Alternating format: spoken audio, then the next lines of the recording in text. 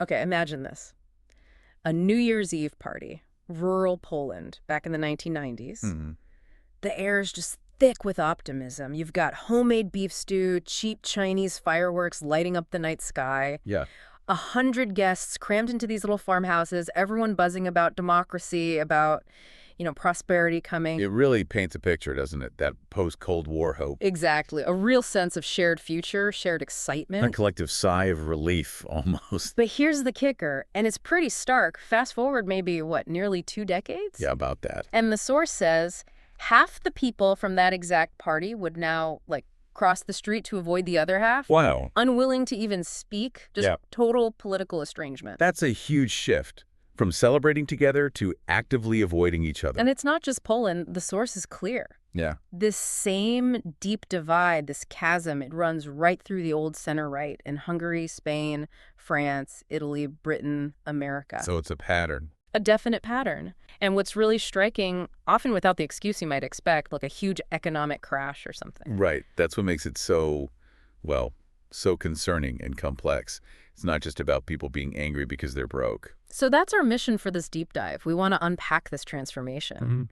How did societies that seemed so aligned on democratic values get so polarized? What are the mechanisms driving it? Who are the key players? And what are the deeper roots? We'll be digging into all of that using the insights from our source material. Okay, let's explore the layers. Where do we start? Poland seems like a good place. Definitely. That Polish chasm is really illustrative. The source details how, from that party, some folks stuck with a pro-European, pro-rule of law, pro-market center-right. The path they thought they were all on. Right. But others drifted towards the nativist law and justice party, PS. And even when PS was out of power, they were pushing ideas that became, xenophobic, paranoid. And ultimately authoritarian. Exactly. Openly authoritarian. And these aren't just abstract political labels changing. What gets me, and it's honestly quite sad, is how personal it all became. Oh, absolutely. Like the story of Ania Baleka.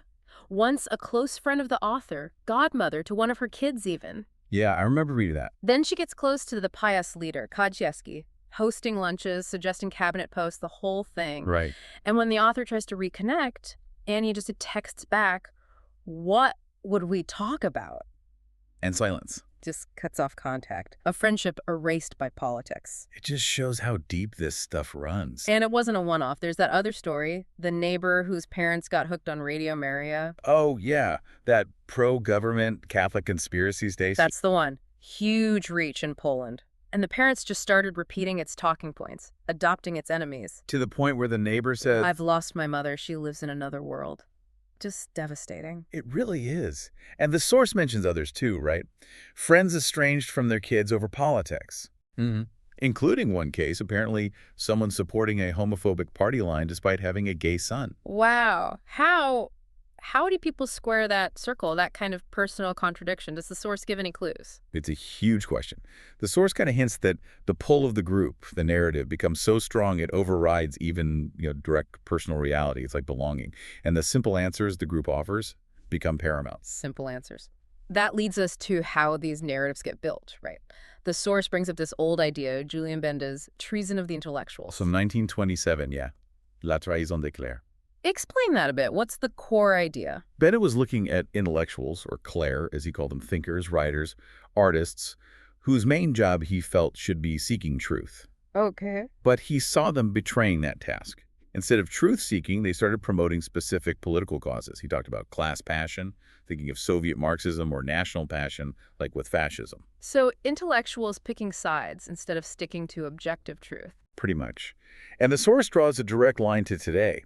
It argues that for liberal democracy to falter now, you need a new group of clerks, thinkers, journalists, bloggers, maybe YouTubers now, to actively undermine the current values and, crucially, to imagine new systems. And this isn't just a right-wing thing, the source says. No, it stresses this authoritarian sensibility can pop up anywhere. Far-left campus activists, Twitter mobs, far-right provocateurs. The impulse to shut down debate and enforce a single view is there. And the way they do it has changed too, right? Not the old big lies anymore. Exactly. The source distinguishes between the 20th century big lies, think totalitarian states needing violence, total control, and today's medium-sized lies. Medium-sized lies, how are they different? They're often subtler. They don't necessarily require a full-blown coherent ideology or, state terror.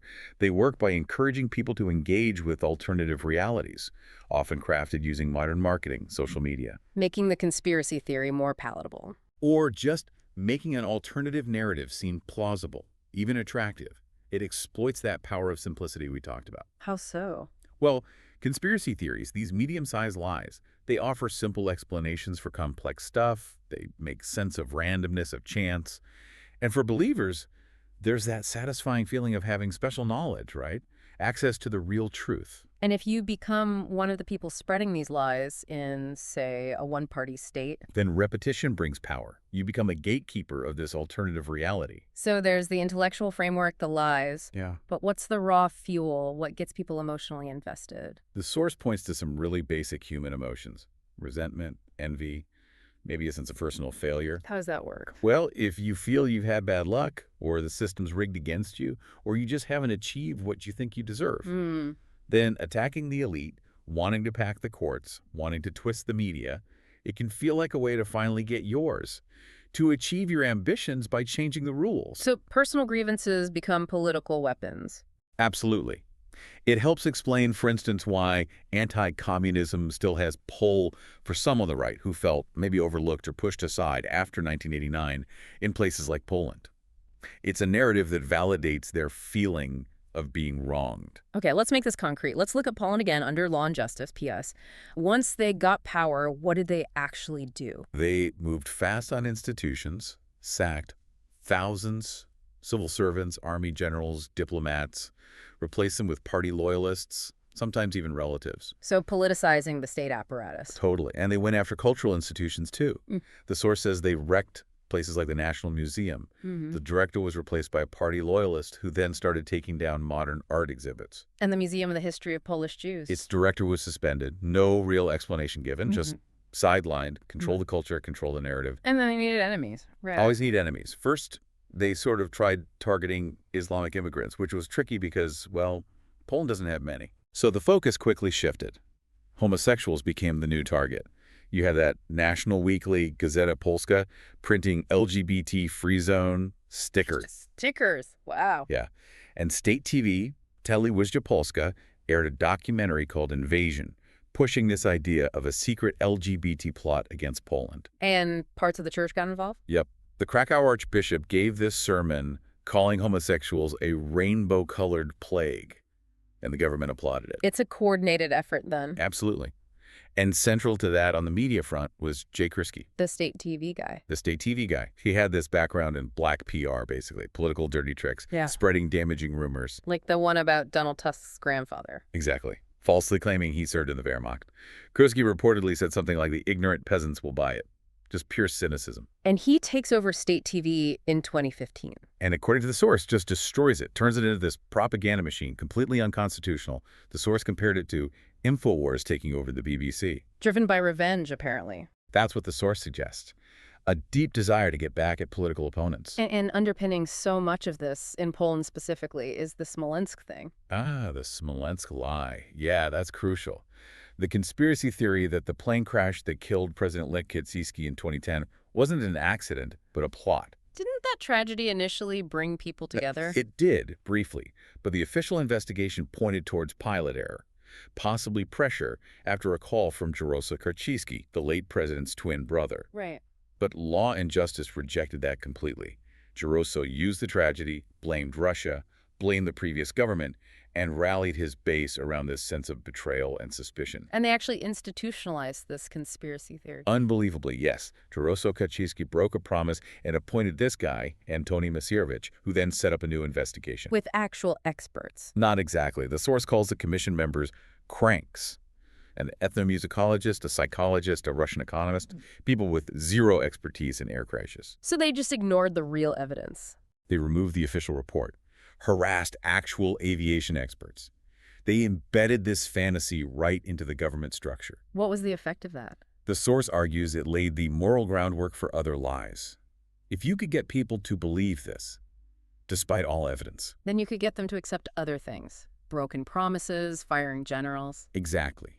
Even stuff that seemed to contradict the party's own supposed patriotism, like actions that might seem to benefit Russia, the very country they were blaming. So the lie became a loyalty test. Precisely. Believing the Smolensk lie became the definition of a true patriot. Regardless of competence or qualifications for a government job, it created an ideological basis for tolerating other offenses. Let's shift over to Hungary, another case of reality being engineered. We meet Maria Schmidt. Right. A historian, former anti-communist dissident, now runs the House of Terror Museum in Budapest. But she also became a key architect of Hungary's own medium-sized lie. According to the source, yes. Propaganda blaming Hungary's problems on, wait for it, non-existent Muslim migrants, the EU, and again, George Soros. The usual suspects. Pretty much. And the irony, given her background fighting communists, Was that she used the same tactics. Exactly. She took over a previously independent magazine, Figyelő, changed the editors, replaced reporters with loyalists, straight out of the old Communist Party playbook, the source said. And that magazine published Lists of mercenaries of Soros. Even ran a cover depicting the leader of Hungary's Jewish community surrounded by falling banknotes. Just blatant stuff. And who's defending this regime internationally? The source mentions John O'Sullivan. Yeah, a well-known conservative figure, now based at a Hungarian government-funded think tank, the Danube Institute. And his defense is? Classic whataboutism, mostly. He claims critics just don't like Hungary's Christian values. And he deflects, that Soviet-era tactic of pointing fingers back at the accuser. How did he use it against the author? He basically told the author, "You've changed. You're part of this liberal global elite now. Me and Orban, we're the ones who stayed consistent." Turning the criticism back on the critic. Textbook. Yeah. And again, remember, immigration, a central pillar of their narrative is, according to the source, an imaginary problem in Hungary. Very few migrants want to stay there. Tiny Muslim population. So why does it work? Why does blaming imaginary problems resonate? That's the million-dollar question, isn't it? Yeah. It seems tapping into fear, nostalgia, and offering simple scapegoats is just incredibly potent politically, even when it's completely detached from reality. It feeds into that restorative nostalgia idea. Let's talk about that restorative nostalgia. That brings us to Brexit. Right. The source uses this term, borrowed from earlier thinkers, to describe this longing for a supposed better time in the past. Great leaders, simpler world, that kind of thing. Often coupled with suspicion of modernity, cultural despair. Exactly. And in the UK context, the EU became the focus of all that negativity, the symbol of everything supposedly wrong with the present. And Boris Johnson played a key role in stoking that. A huge role, according to the source, back when he was a journalist in Brussels for the Daily Telegraph. Writing those famous stories. Infamous, maybe. Yeah. Amusing half-true stories, the source calls them. Things like the threat to British pink sausages made the EU look ridiculous, bureaucratic, constantly meddling. He admitted he was just stirring the pot. Yep. Said he was chucking these rocks over the garden wall and enjoyed the explosive effect it had back home, especially on the Tory party, building that baseline of distrust story by story. Even though he knew better. The source mentions his knowledge of democracy, warnings about tyrants. Apparently so. But the calculation the source suggests was that backing Brexit would make him a hero. And, well, he ended up as prime minister. And his campaign manager, Dominic Cummings, shared that sense of decline. Cummings apparently believed something essential about England was dead and gone. He just poured contempt on British institutions, parliament, politicians, the civil service. calling them dysfunctional, incompetent. Phrases like systemic dysfunction and grotesque incompetence. Yeah, a real scorched earth approach to the existing system. And the campaign itself, based on lies. The source is blunt. What? Lies. The $350 million a week for the NHS, that wasn't real. The false claim about Turkey joining the EU, stoking immigration fears. And they broke the rules too. Cheated, breaking electoral laws, the source says. Spending extra money on targeted Facebook ads using stolen data. Cummings himself apparently compared it to Soviet propaganda methods. Wow. Deliberately linking fear and falsehood. A potent combination.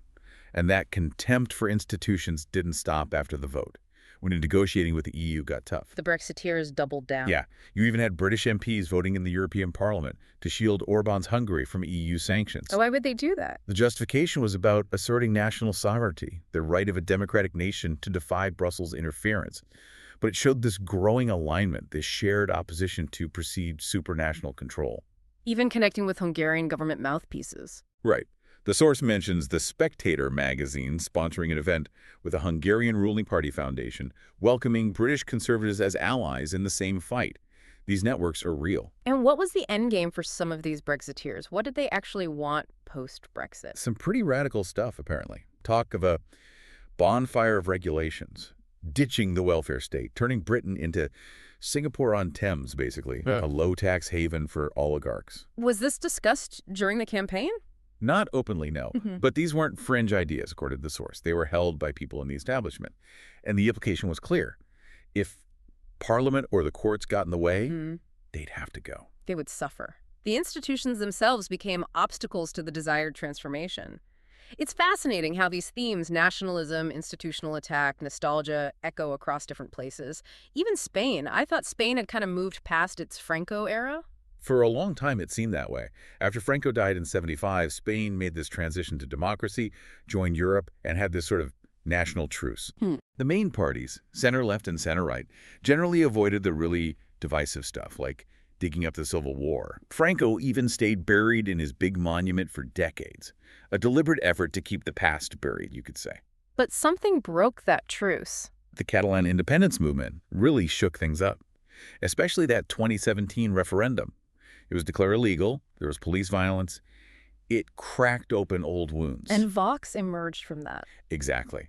Vox became the main voice for this loud, assertive, anti-separatist Spanish nationalism that hadn't really had a mainstream outlet before. And they used modern methods to grow. Oh, yeah. Very savvy with social media, YouTube, Twitter, Instagram, WhatsApp, Telegram. The source compares it to how record labels market pop bands. How so? They bundled together issues, took different grievances, anger at Catalan separatism, opposition to same-sex marriage or feminism, fears about Muslim immigration, disgust with corruption, boredom with the old parties, plus that whiff of restorative nostalgia, Packaged them up. and marketed them with targeted messages online. A very modern political operation tapping into familiar themes. It really is the same playbook, isn't it? Just adapted locally. It seems that way. And the source highlights how interconnected it all is. This isn't just happening in isolation. You mean the global disinformation network? Yeah. You see similar websites, sometimes using the same templates, popping up across borders and languages. Pro-Bolsonaro sites in Brazil looking like Vox sites in Spain. Those Macedonian fake news farms influencing U.S. elections. QAnon spreading globally. Russian state media like RT and Sputnik pushing narratives everywhere. And those fake local news sites? Right. Like in Michigan, sites called the Lansing Sun or Ann Arbor Times that look local but are just funnels for partisan attack stories, designed to feed those online echo chambers. It's sophisticated. And coordinated. The source gives the example of conspiracy theories about the UN Migration Compact being tweeted simultaneously in multiple languages using the same images. And the Notre Dame fire. Same thing. A network instantly spread false stories about Muslims celebrating using fake or manipulated images. It showed the American alt-right, European far-right groups, Vox in Spain, all pushing the same message at the same time in different languages. A synchronized global effort. So, okay, we see how it's happening, but why? Why are people susceptible to this? What's the deeper pull? The source circles back to something fundamental. Authoritarianism appeals to people who, for whatever reason, cannot tolerate complexity. That sounds familiar. Didn't the ancient Greeks worry about this? Absolutely. Plato feared democracy could lead to tyranny precisely because demagogues could use false and braggart words to sway the masses who maybe didn't want nuance. And the American founders. They were worried too. Hamilton, Adams, they knew about the risk of a corrupt leader exploiting popular passions. That's partly why they designed things like the Electoral College as a kind of review board against democratic excess. They knew human emotions could overwhelm reason. Like we saw with those imaginary problems in Hungary. Easier to blame migrants than deal with complex reality. Exactly. Yeah. Simplicity is seductive. And there's that related idea from Isaiah Berlin. About the need for a single answer. Yeah, the deep human desire to believe there's a final solution. One single story that explains everything. Berlin noted that the idea that core values like liberty and efficiency or justice and mercy might actually be incompatible is deeply unsettling to many people. We want it all to fit together neatly. We do. And these medium-sized lies, these simpler narratives, they offer that neatness, even if it's false. And this desire for simplicity gets amplified when the old consensus breaks down. That's a key point in the source. For decades after World War II, Western political debate happened within a relatively narrow range, right? Center-left versus center-right. Shared media, a kind of single national debate. Okay. But that's gone. Now we have hyper-partisanship, deep distrust of normal politics, establishment figures, those derided experts. And in that environment, Everything becomes partisan. Civil servants are seen as captured by the enemy. Judges, courts, they're just political actors in robes. As the source says starkly, there can be no neutrality in a polarized world. that's a chilling thought. It is. And this polarization connects to a specific kind of pessimism the source identifies, particularly in America. On the right. Yeah, especially within parts of the evangelical community. A deep belief that America is fundamentally lost. Moral decay, secularism, racial mixing, it's beyond saving in this view. So what's the solution then? For some, maybe only the second coming, human effort is pointless. Yeah. You had figures like Eric Metaxas saying a Hillary Clinton win would mean the end of the republic. Franklin Graham talking about America taking a nosedive off the moral diving board. That level of despair changes how you engage with politics. And Patrick Buchanan fits in here too. Right, a Catholic figure, but shares that apocalyptic view, laments the loss of the old culture, white decline.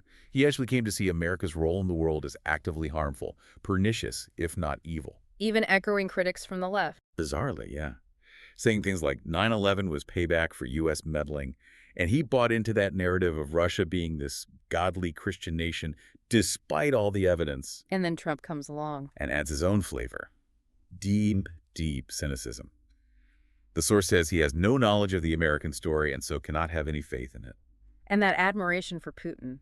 The whataboutism. Classic example. When challenged, he's a killer, Trump shoots back. There are a lot of killers. You think our country's so innocent. That's moral equivalence. Exactly. The idea that democracy is really no better than autocracy. It's a core authoritarian argument designed purely to delegitimize democratic institutions. Why bother defending them if they're just as bad as the alternative? It erodes the very foundation. It's quite something to unpack the internal contradictions in all this. We mentioned the Polish person with a gay son supporting a homophobic party, or Laura Ingraham. The source notes she's a Catholic convert, adopted kids from overseas, survived cancer, yet she fiercely condemns immigration and paints America as basically doomed.